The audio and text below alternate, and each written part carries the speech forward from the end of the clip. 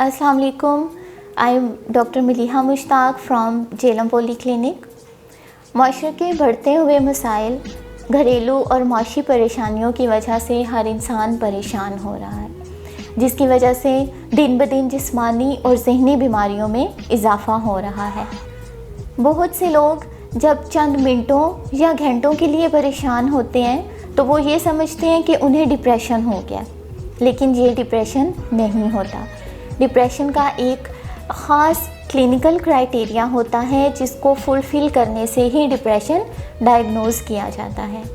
आज मैं आपसे डिप्रेशन की एक ऐसी किस्म डिस्कस करना चाहूँगी जो बहुत ज़्यादा कॉमन है, लेकिन उसके बारे में हमें इतनी अवेयरनेस नहीं है, जिसकी वजह से ये मसला जो है वो दिन ब दिन बढ़ता जा रहा है। मैं बात कर रही हूँ पोस्टमार्टम डिप्रेशन की। पोस्टमार्टम डिप्रेशन एक माँ को बच्चे के जन्म देने के बाद होता है, मतलब आफ्टर डिलीवरी वो माँ जो है पोस्टमार्टम डिप्रेशन का शिकार हो सकती है। जब एक औरत माँ बनती है तो उसकी बॉडीली चेंजेस तो हमें नज़र आ रही होती हैं, लेकिन बॉडीली चेंजेस के साथ साथ हार्मोनल चेंजेस भी होती हैं, जैसे कि चक्कर आना, वॉमिट होना, नींद ना आना, भूख ना लगना, कमर दर्द, पेट दर्द, वटेवर, कुछ भी बहुत सारे और मसले होते हैं जो वो फेस कर रही होती है। और अब चूँकि ये हार्मोनल चेंजेस जो हैं वो पूरे 9 महीने लगातार साथ साथ चलते हैं, जिसकी वजह से वो बहुत ज़्यादा इमोशनली वीक हो जाती है। माँ बनना एक बहुत ही खुशी का मोमेंट होता है, लेकिन वो माँ इस खुशी को एंजॉय नहीं कर पाती। बजाय इसके कि वो बहुत ज़्यादा खुश हो, बल्कि वो बहुत ज़्यादा अफसरदा हो जाती है, परेशान हो जाती है। उसको बात बात पे रोना आता है, हालांकि बात रोने वाली नहीं होती। उसमें उसकी तबीयत में चिड़चिड़ापन आ जाएगा, उसकी नींद प्रॉपर पूरी नहीं हो पा रही। इसके अलावा उसे उन सारी एक्टिविटीज़ में कोई दिलचस्पी नहीं रहेगी जिसमें पहले वो दिलचस्पी महसूस करती थी। ये सिम्टम्स अगर तो कुछ दिनों के लिए चल रहे हैं आफ्टर बेबी बर्थ तो इट्स नॉर्मल, इन्हें हम बेबी ब्लूज़ कहते हैं, और ये सबके साथ होता है, और जैसे जैसे टाइम गुजरता है ये ऑटोमेटिकली ठीक हो जाते हैं। लेकिन अगर इन सिम्टम्स के साथ साथ औरत को ऐसा लग रहा है कि उसका इंटरेस्ट बच्चे में नहीं है, वो बच्चे को संभाल नहीं पा रही है, या उसे सुसाइडल थॉट्स आ रही हैं, उसका दिल चाह रहा है कि वो ख़ुद को मार दे, ख़ुद को नुकसान पहुंचाए या वो बच्चे को नुकसान पहुंचाए, तो और ये सिम्टम्स लगातार पूरे 2 हफ्ते रहें, तो इट मीन्स कि ये पोस्टमार्टम डिप्रेशन है और इसका इलाज बहुत ज़रूरी होता है। अब हम बात करते हैं पोस्टमार्टम डिप्रेशन की काज़िज़ के बारे में कि इसकी वजूहात क्या होती हैं। एक रिसर्च के मुताबिक ये देखा गया है कि 7 में से 1 माँ को पोस्टमार्टम डिप्रेशन होता है, और ये ज़्यादातर उन औरतों को होता है जो पहली दफ़ा माँ बनती हैं, लेकिन दूसरी या तीसरी दफ़ा माँ बनने पर भी पोस्टमार्टम डिप्रेशन हो सकता है। तो चूँकि औरत जो है वो पहली दफ़ा माँ बनी होती है, उसमें बहुत सारी चेंजेस आ रही होती हैं, हार्मोनल चेंजेस की वजह से वो बहुत ज़्यादा अपसेट रहती है, वो बहुत कुछ फेस कर रही होती है, तो इधर उधर की गैर ज़रूरी तवक्कुआत उसे मज़ीद परेशान करती हैं और वो ही औरत आफ्टर डिलीवरी पोस्टमार्टम डिप्रेशन में जा सकती है। इसके अलावा प्रेगनेंसी को लेकर औरतें बहुत ज़्यादा पॉजेसिव हो जाती हैं, उन्हें समझ नहीं आ रहा होता कि क्या हो रहा है, या वो ये सोचती हैं कि पता नहीं क्या होगा, पता नहीं मेरे साथ क्या होगा, पता नहीं बच्चे के साथ क्या होगा।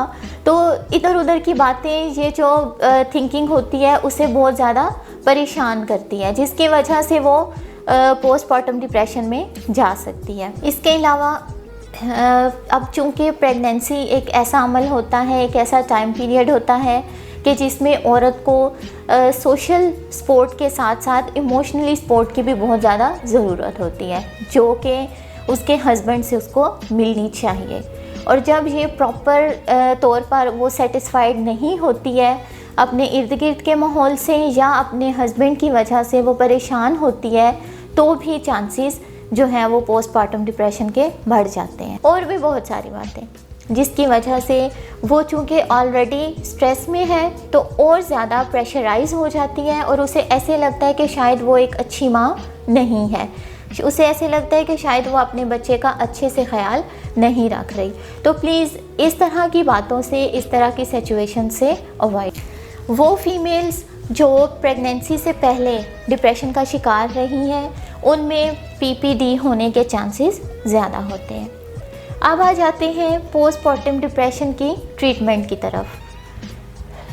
आपको इस बात का अंदाज़ा हो गया है कि आप पीपीडी का शिकार हैं तो फ़ौरन से प्रोफेशनल हेल्प लें, अपने साइकेट्रिस्ट के पास जाएं, अपने क्लिनिकल साइकोलॉजिस्ट के पास जाएं, उनसे जो है वो अपनी बातें जाके डिस्कस करें। इसके अलावा अपनी सेहत को बिल्कुल ना भूलें। ये ना भूलें कि आप सेहतमंद हैं तो बच्चा सेहतमंद होगा। मल्टीविटामिन्स ज़रूर इस्तेमाल करें। वो माएँ जो बच्चों को फीड करवाती हैं उनके लिए कैल्शियम और मल्टीविटामिन्स, उसमें जो विटामिन डी है वो बहुत ज़्यादा ज़रूरी होता है, तो आप मल्टीविटामिन सप्लीमेंट्स लेना मत भूलें। पीपीडी की जो बहुत बड़ी वजह होती है वो होती है लैक ऑफ सेल्फ़ केयर, कि आप अपने लिए टाइम ही नहीं निकाल पा रही हैं, आप अपना ख्याल नहीं रख पा रही हैं। तो ये बहुत ज़रूरी है कि आप अपने लिए टाइम निकालें, थोड़ा सा टाइम, लेकिन वो अपने लिए होना चाहिए। आप बहुत सी औरतें आके कहती हैं कि अब बेबी के बाद जो है वो हमसे टाइम मैनेज नहीं हो रहा, हमारे पास बिल्कुल भी टाइम नहीं हमें मिलता कि हम अपना ख्याल रख सकें या हम अपनी मर्ज़ी से कुछ कर सकें। तो ये बहुत ज़रूरी है कि इसके लिए आप अपनी एक लिस्ट बताएं, एक डेली रूटीन वर्क की, जिसमें आपने मेंशन करें अपने आवर्स के अकॉर्डिंगली कि आपने इस वक्त ये काम करना है, और इस सारे होमवर्क में अपने लिए 1 घंटा ज़रूर निकालें। कोशिश करें उन लोगों के साथ टाइम स्पेंड करें जो लोग आपसे प्यार करते हैं, जो लोग आपका ख्याल रखते हैं, ऐसे लोग जो आपको समझते हैं। उन लोगों से दूर रहें जो नेगेटिव वाइब्स फैलाते हैं, क्योंकि जितना आप ऐसी सिचुएशन में पॉजिटिविटी के साथ कनेक्ट रहेंगी उतना ही ज़्यादा आप पे पॉजिटिव इफ़ेक्ट होगा। इसके अलावा शेयरिंग बहुत ज़रूरी है।